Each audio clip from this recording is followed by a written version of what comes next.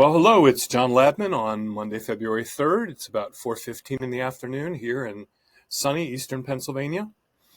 And today I want to talk to you about the difference between trying to be special and knowing that you're absolutely unique. If you know that you're absolutely unique, then anything you do is going to be particularly the way you do it, not the way someone else does it. In the culture, we're taught, though, that we should be special, and special means getting attention from other people and perhaps getting fame and fortune, perhaps a lot of fame and fortune, and then trying to keep up the image that got us fame and fortune in the first place that makes us special. And if you haven't noticed already, lots of people are trying to be special all the time. They're posting, like me, I have to say, they're posting on Facebook, on Twitter, on TikTok, on other social media sites, trying to become an influencer or famous or special or whatever. And you know me, I'm not trying to do that because I've got like 10 followers, whatever, right? But I have been seduced by this idea of being special for a long time. And only recently have I been freed from it by one very simple idea. You can only be uniquely yourself. You are, by genetics, by environment, by parentage, and perhaps if you believe in such things, by reincarnation, an absolutely unique little piece of the source or the divine. Here for particular reasons that only you and the divine know. And interesting to me that we spend so little time noticing our uniqueness, so much time trying to imitate others who might look like they're special or might have fame or fortune.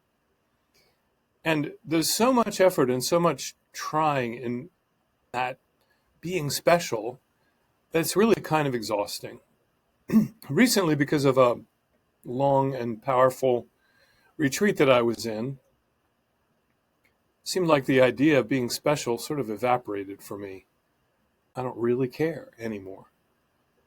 But what I have been teaching students and clients, and what I do know, is that everybody is unique already. And if you just relax and stop imitating other people and stop repeating what other people say and stop doing what other people do and do what you do, maybe do what you do best,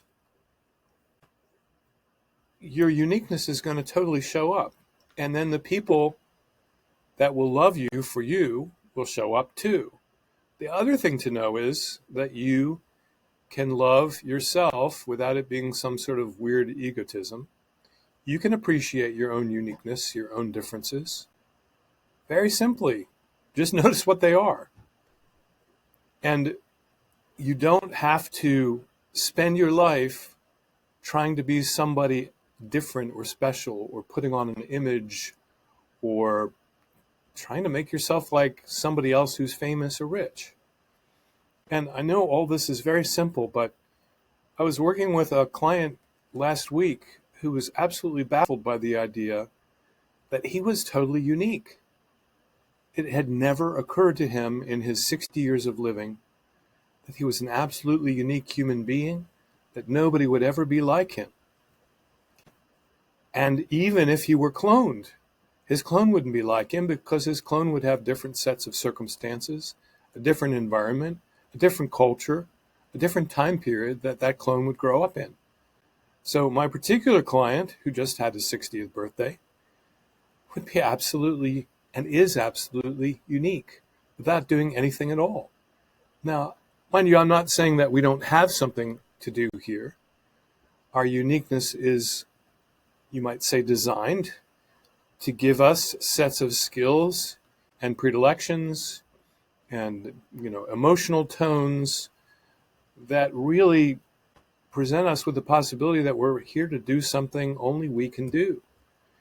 And if you think about why the divine would reincarnate or incarnate 8 billion times, it must be a fair number of things that people need to be doing on the planet right now. So when you're tempted to just put yourself down for not being special, or give yourself a hard time for not being successful or rich or famous, you might just remember this. You don't need to be any of those things to be totally uniquely you. You are and always have been that. So take it easy. Relax. Breathe. Notice what it feels like to be alive. Notice that you can just be yourself and you don't have to worry about it. It's that easy to be a human being. And that your uniqueness is like the uniqueness of the color crystals in a kaleidoscope. Everybody on the planet has their own set of colors, their own talents and abilities, strengths and weaknesses, things they have developed and haven't developed yet. And so do you. You don't have to do anything to make that happen. It's already the case. Relax and enjoy your life. This is John Labman signing off for today.